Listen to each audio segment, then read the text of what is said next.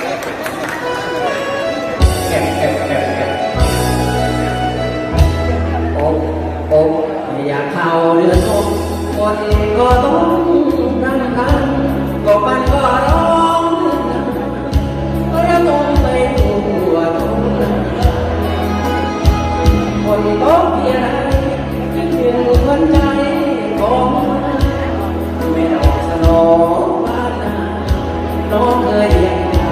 ก็ดอกขนาดอยากเข้าเรือนนมคนก็ต้องร้อยร้อยหัวใจที่ร้องด้วยคิดถึงไม่ตอบเช้าคนต้องลงมาคิดถึงฉันตาน้องไม่เจอหน้าน้องแม่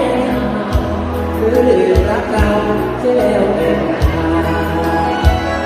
หากว่าทำไมถึงตกบอกว่ามันตกเพราะผมมันร้องเรียกคนลงมาถามว่าเพียงทำไมร้องให้แต่ละนั้นก็ว่าใจยังคง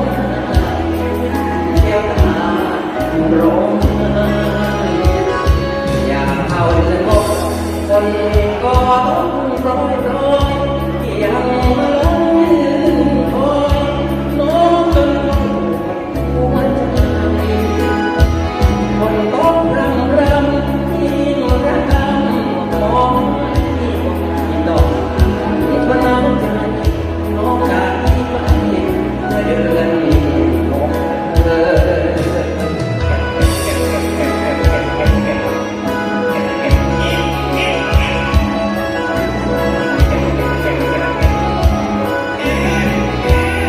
ให้จับไปอยู่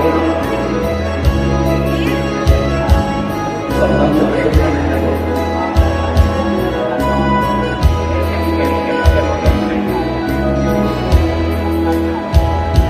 หากว่าร้องทำไมถึงตก